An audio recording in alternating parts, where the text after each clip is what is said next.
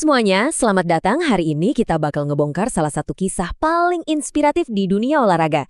Yap, perjalanan hidup seorang Cristiano Ronaldo. Nah, ini dia pertanyaan kuncinya. Cerita Ronaldo tuh bukan cuma soal sepak bola loh, ini tentang gimana caranya ngelewatin rintangan yang kelihatannya mustahil banget. Jadi, yuk kita mulai dari titik nolnya. Perjalanan kita mulai di Madeira, sebuah pulau kecil di Portugal. Indah sih, tapi ya jauh banget dari pusat perhatian dunia sepak bola. Justru, disinilah legenda ini lahir. Cristiano itu anak bungsu dari 4 bersaudara. Keluarganya tinggal di rumah yang sangat sederhana. Atapnya dari seng, dan satu kamar tidur itu harus dibagi-bagi. Kebayangkan kan, kondisinya waktu itu susah banget. Dan ini jadi fondasi buat semua yang terjadi setelahnya. Ini bagian yang paling wow. Ibunya, Maria Dolores, saking miskinnya bahkan sempat kepikiran buat menggugurkan kandungannya. Kutipan ini jujur banget dan nunjukin betapa beratnya situasi mereka. Tapi, keputusan untuk mempertahankannya akhirnya mengubah sejarah sepak bola selamanya. Oke, dari awal yang begitu sederhana ini, ada satu keputusan besar yang harus diambil. Keputusan yang, ya, bakal nentuin segalanya. Coba dibayangin, di umur 12 tahun, dia ninggalin keluarganya di Madeira, pindah sendirian ke Lisbon. Bukan buat liburan, tapi buat ikut trial di klub besar, Sporting CP.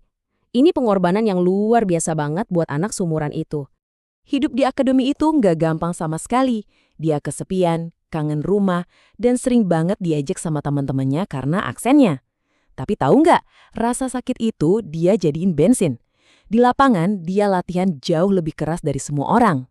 Perkembangannya di Sporting ini sih gila. Cuma dalam satu musim, di umur 16 tahun, dia langsung loncat 4 level tim sekaligus. Dari tim U16, U17, tim cadangan, langsung debut di tim utama. Ini pencapaian yang hampir nggak pernah kedengeran sebelumnya.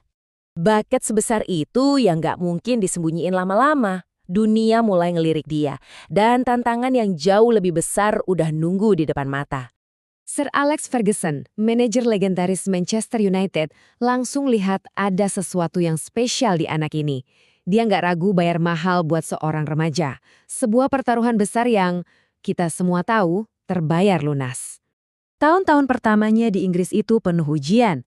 Dia dikritik karena gaya mainnya yang katanya terlalu pamer skill, terus dia juga kena tragedi pribadi saat ayahnya meninggal.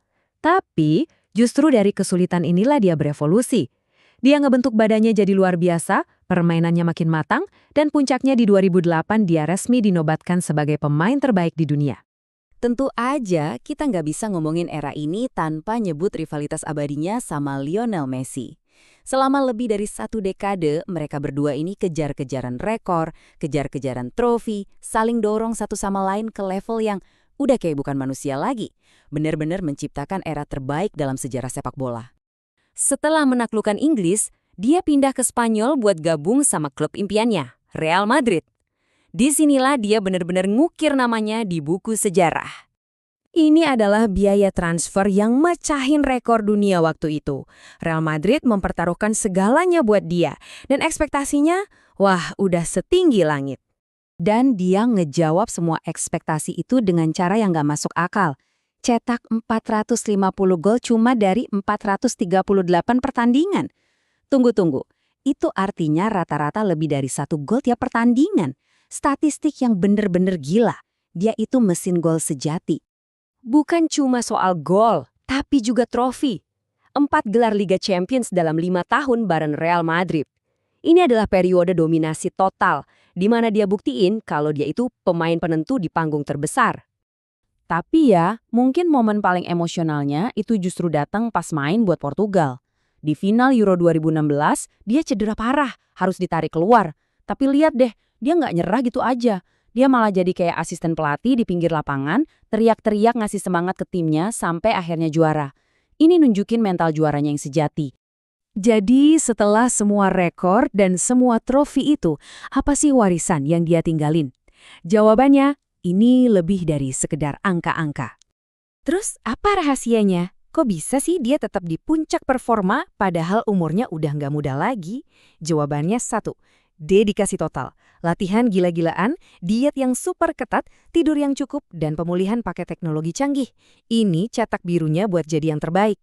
Pengaruhnya itu udah jauh melampaui lapangan hijau. Dengan lebih dari 850 gol sepanjang karirnya dan ratusan juta pengikut di media sosial, dia itu bukan lagi cuma seorang atlet, tapi udah jadi ikon global. Nah, ini poin terpentingnya. Warisan Ronaldo itu bukan sekedar rekor. Warisannya adalah sebuah pesan. Pesan inspirasi yang nunjukin kalau nggak peduli kamu datang dari mana, asal punya kerja keras dan keyakinan yang luar biasa, nggak ada batasan buat apa yang bisa kamu capai. Dan kita tutup dengan pertanyaan ini. Kisah hidup Ronaldo, apalagi kalau kita bandingin sama rivalnya Messi, maksa kita buat mikirin lagi pertanyaan klasik ini. Gimana menurut kalian? Perjalanannya jelas ngasih argumen yang kuat banget buat kekuatan dari kerja keras yang nggak ada hentinya.